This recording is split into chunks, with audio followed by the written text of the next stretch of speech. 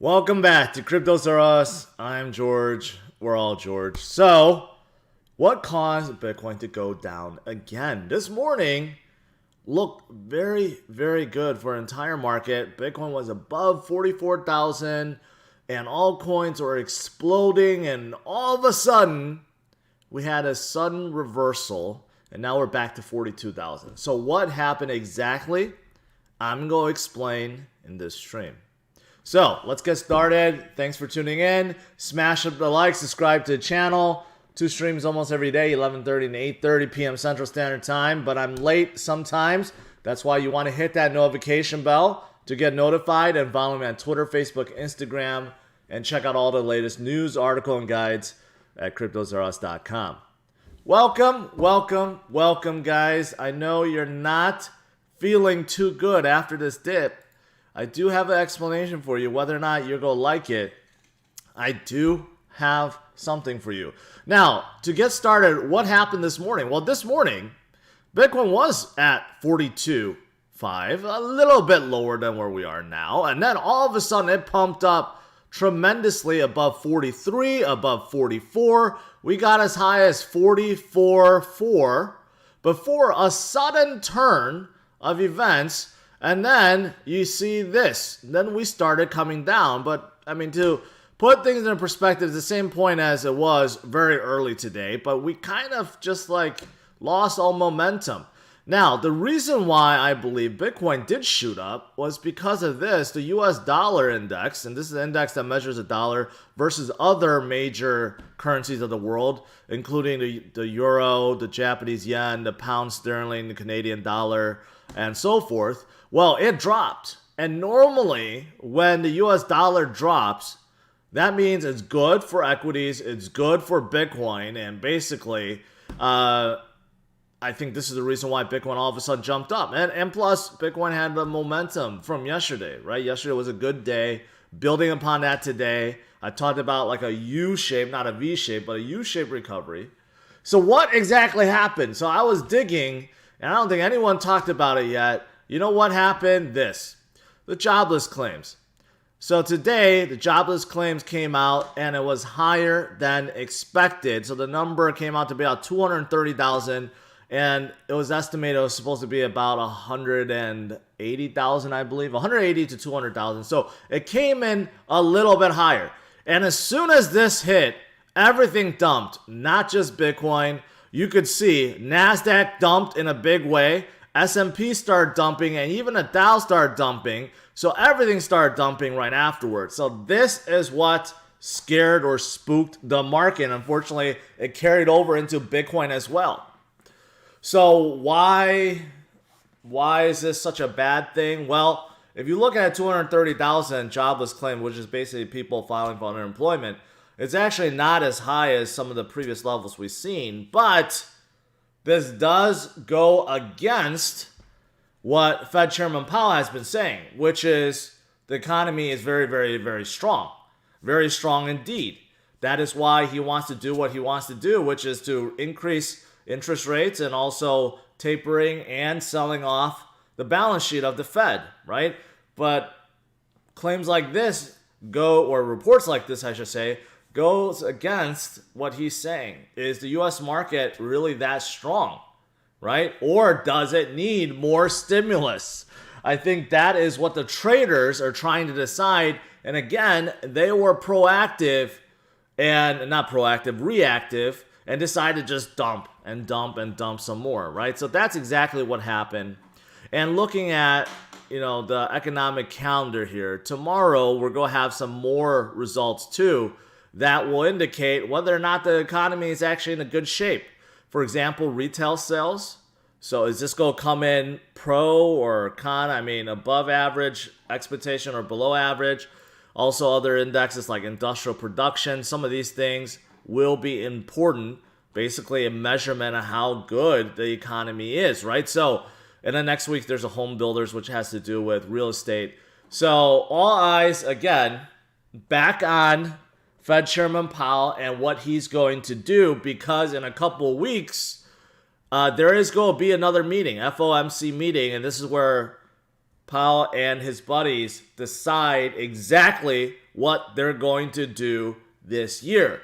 We already talked about what may be coming since their last meeting in December 2021, but this meeting will actually determine what they're going to do, and a lot of it will be based on the data that was released today and tomorrow and next week. They're going to look at this very closely, right? So this is the explanation. This is why everything all of a sudden reversed. But to put things in perspective, not as bad as it seems, because we're basically at the same point before Bitcoin rallied up above 44,000. So we just lost all the gains, unfortunately. Okay, so that's exactly what happened. And right now we're in that wonky period where a lot of Wall Street hedge funds are just being really, really reactive and trying to speculate and trying to guess what is going on.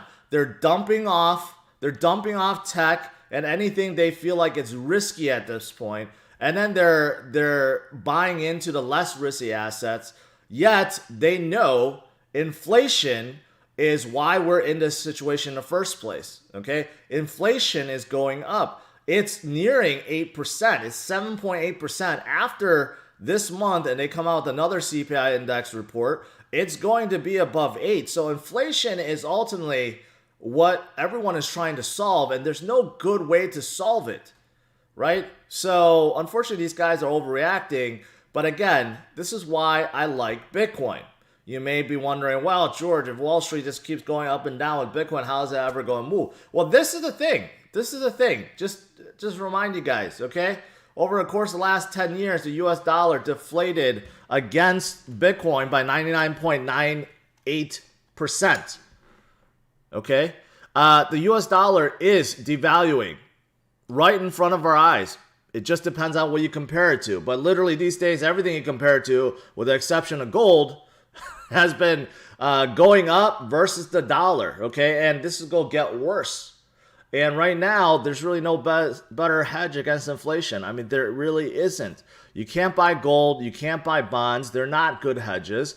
Some argues you could buy equities or ETFs. Like you could buy the S&P 500 or the Dow, right? Well, when things are selling off, they're not good hedges against inflation. So ultimately, what it comes down to is these guys that are panicking and overreacting, they will come back. They will know that there's nothing better. And when they do come back, this is when Bitcoin and the rest of the market will continue to rally and continue to head higher. But right now, we're in that wonky stage where a lot of people are speculating and overreacting and kind of panic selling. And it's not helping the market, let's just put it that way. But this is why I tell you guys to have patience. Okay, you have to have patience. The wealth is being transferred from the inpatient to the patient. And that is why we're in Bitcoin, because we know this is the one asset that is worth holding on to. It's definitely worth holding on to.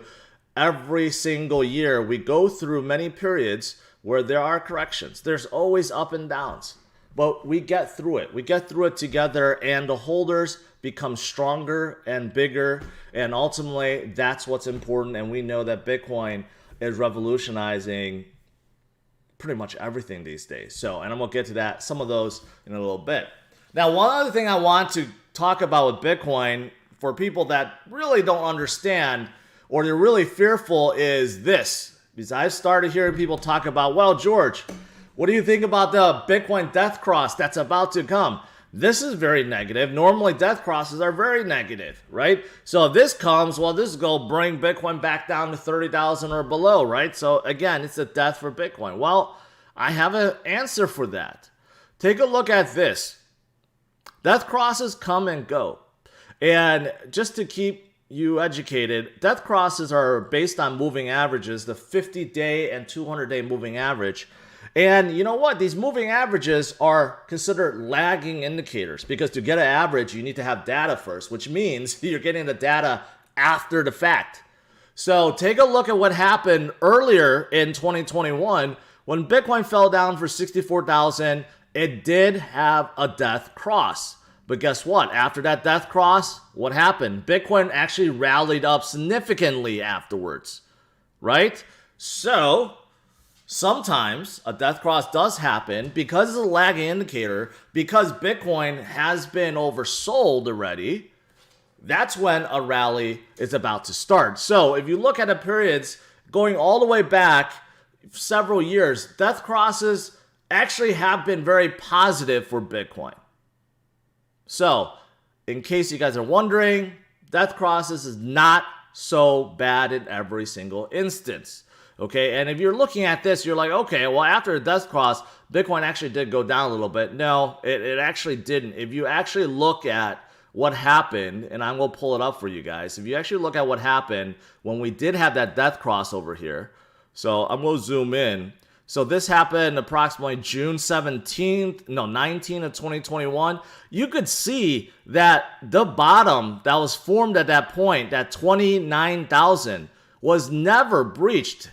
So at first, when Bitcoin crossed down to about 29,000 right around May, it had up and downs, but you could see it tested this 29,000 many times.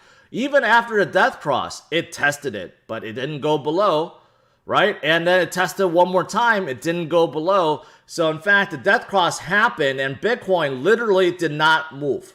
It did not go any lower. It still utilized that 29,000 as support, and then it quickly recovered, formed a golden cross, and then we came up to 69,000. Okay, so to show you guys, death crosses can actually be a very positive thing for Bitcoin. Now, it's not always like that. There are death crosses, sometimes that's bad. But in this case, Bitcoin has been in this correction mode since 69,000, right? We've been in here for quite a long time. We know that it's at oversold levels. Panic is high. Extreme fear has been ongoing for quite some time. It sounds very similar to the same situation as when Bitcoin first fell down to 29,000, 30,000. We're kind of just hovering around, forming that base, waiting for things to clear up, and then when they do, we could definitely continue back up. All right, so just to want to address that, because some people have started to get really bearish because of death cross, but just keep in mind, the last time we had it actually turned out to be very, very positive for Bitcoin. Okay, now, other things that are positive for Bitcoin, well, we do have another country that is about to follow in El Salvador's footsteps. This is a very, very, very small country called Tonga with only 100,000 citizens within its country. But still, they are basically they're mimicking El Salvador. So they're introducing a bill which will make Bitcoin legal tender. So this technically will be the second country on the planet Earth to accept Bitcoin as legal tender, as real money that all citizens and businesses have to recognize as money.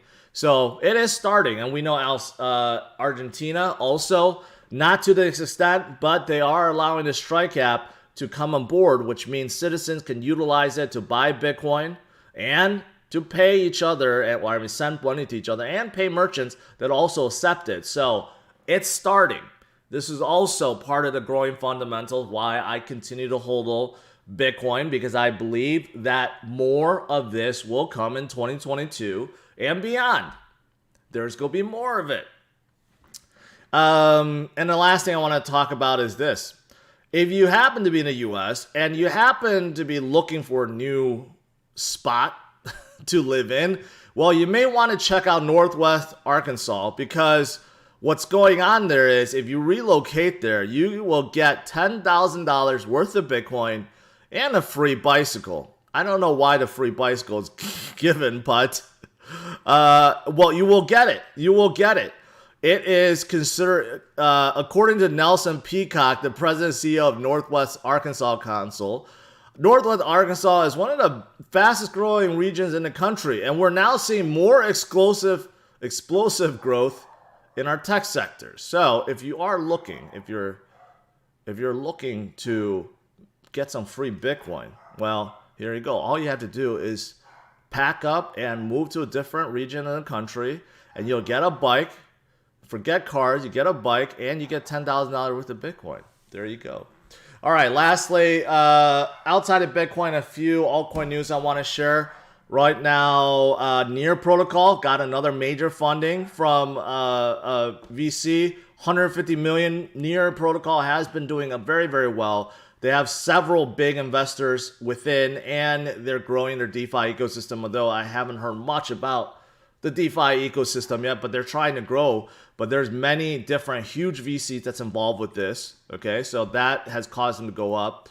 Harmony also is proving a lot more proposals with their fund, a $300 million fund to draw in dApp makers. So they are going to give out some money to draw in more dApps, and this is really good. Harmony was exploding yesterday. Today taking a little breather, but they have been doing very well. And because DeFi Kingdoms have been doing really well. And then lastly, last night I talked about Phantom. I think they're going to have a fantastic 2022 because their DeFi is growing by leaps and bounds. And I found this morning where it kind of shows you where all the money is being locked up because they said they just breached 10 billion in TVL. Well, you look at this, it makes a whole lot of sense. Multi-chain, which is their biggest AMM, is already close to half a billion. Then Tomb Finance, and then you have all these, right? And there's many others. I mean, Phantom's DeFi ecosystem is really vast, probably bigger than most of the other chains out there, right? So definitely one of the good ones to be holding on to. All right, that's it, guys. Overall, that is it. We're coming back up to 43,000, right? But just want to explain a few things to you guys. Why we had that sun reversal, why a death cross is not necessarily a bad thing, and why we need to continue to stay in the game and continue to take advantage while we still can. All right, now let's do some Q&A.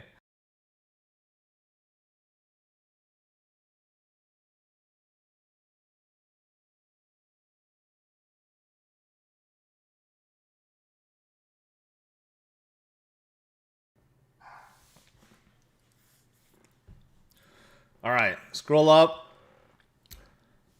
Leighton said only BTC went down. Most of the altcoins held out in gains from the last few days. Yes, that's true. I mean, if you look at some of this, I mean, overall, last 7 days, Bitcoin didn't really go down. I mean, 0.39%, right? Some of these you could see are in the green. A lot of them are in the green, right? So for last week, a lot of the altcoins have been coming up slowly, not near their all-time high yet, but getting there. And some have breached their all-time high, which is amazing.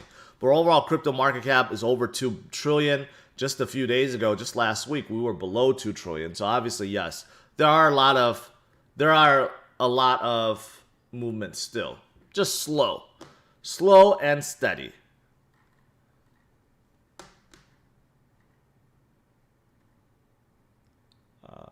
Let's see. Connor, that Muesli swap, I think that's how you say it, doesn't actually use smart contracts. I don't know how they do the swap. You look into it. Sunday Swap is the only one that is going to be using their smart contracts. Every single dApp on Cardano is not really using it. CNFT isn't using it. That swap, Muesli swap, is not using it. Sunday Swap is the one that will change the game if it works, Connor. Curtis, thank you. Appreciate that. Was the fear index at 21? It was. Crypto fear index. Yeah, it's 21. Yesterday, 22, 21. Yeah, it's still there, right? And I had a prettier chart to show. But anyways, anytime you have a clump of fear, right, that's when things are about to reverse. I've said this before. I'll say it again. So, yes, low fear levels are actually a good thing. Actually a good thing.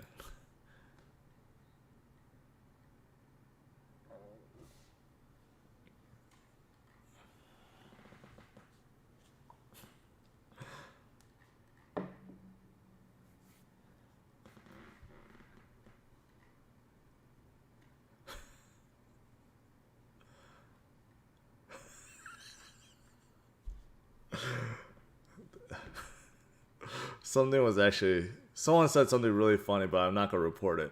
I mean, I'm not going to say it, but it's actually pretty funny. All right. Let's see here. Time to get your Web 3.0 coins ready? Yes. Henyo, no, it does not.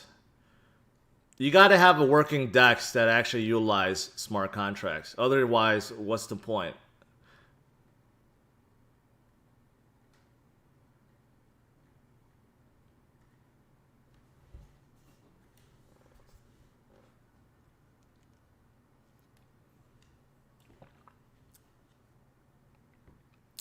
How realistic is 37K? I don't know. If it happens, what will you do? I guess I think that's the right answer. I mean, that's the right question to ask, right? How realistic? Sure, it could be realistic. Does that mean that you're going to be panic selling right now and hoping to buy back in then? But then if you do that and we hit 37K, are you going to be buying? Or are you going to be asking question, is 30K realistic? You never know. No one really knows. Everyone is guessing, educated guesses, but guessing nevertheless, making predictions, right? But you got to know what your strategy long term is. Are you an investor or are you a trader? Because if you're a trader, most likely you're going to get wrecked. Most traders do. Most traders that pretend like they're extremely good at trading, they've made their money by holding. They made most of their money by holding. People that make the most money with crypto, by far, are holders and investors, not traders. Don't try to outsmart the market because you're not going to. You're not going to be able to outsmart the market. So asking questions like that doesn't really serve you any purpose. Let's say you have $1,000 to put down on something cheap with massive potential. What crypto are you going to go with? It depends on your definition of massive potential. I mean, throwing into like, say, Terra, I think they have massive potential. But if you're looking at like a 10,000x coin, well, that's not Terra, right? There's a lot of others that may be, but the risk level is high. The guarantee level is low. Where if you put into something like Terra, I think it will continue growing, right? And I think you'll get good gains from it. But it depends on your definition.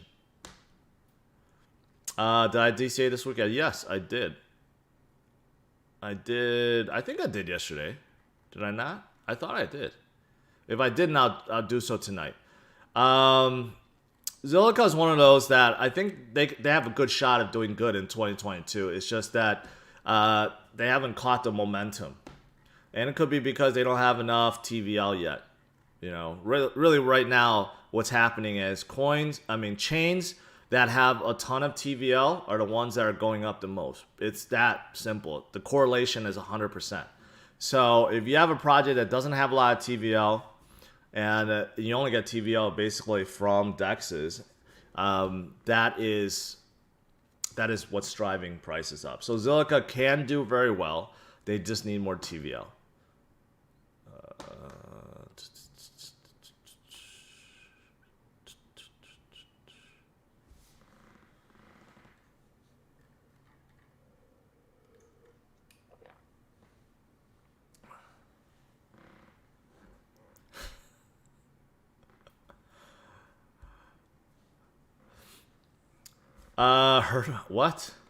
Heard of Greenheart, a CBD oil company tokenizing? No, I have not. Not interested at all. Are you working out? Trying to, but not very successful right now. Just every so often here or there. But man, it's more about nailing down that diet, which is really hard right now. Bet on Avalanche long term? Yes. I like Avalanche a lot.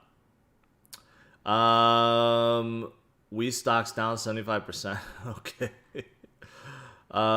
Phantom's on fire. Yes, I like Phantom. Sell ETH for Phantom. See, again, that's not the right question. The question is, should you reallocate maybe within your portfolio? And it really depends on if you have, it really depends on how diversified you are and your allocation in your portfolio. Because if you're holding on nothing but Ethereum and you're trying to sell all of it for Phantom, well, that's the mistake. You don't want to do that. You want to still be diversified. there's still a reason why Ethereum is the biggest, right? It does protect you against volatility versus Phantom at this point. And Ethereum 2.0, when it comes out, can be an absolute killer. So that's why I stress 50, 25, 25 in the past, right? 50% in Bitcoin, 25% in big caps, which would include like Ethereum, and 25% in everything else, which could include Phantom because they're not a big cap yet, right? So it really depends on your breakup and what you're holding. So someone else this morning just asked me that same thing, right? You never want to just like, sometimes you do, sometimes you don't. You don't really want to momentum trade that much because usually when you do, the token the coin that you sell off usually gets its momentum and then you regret it. So that's usually how it works.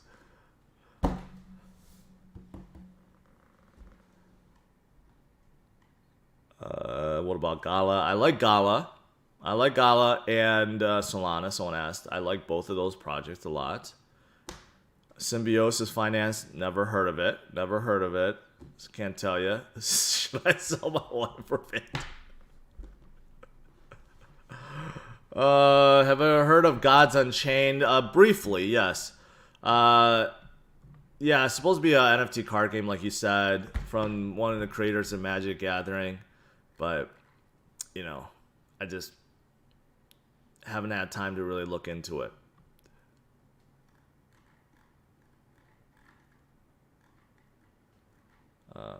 Let's see.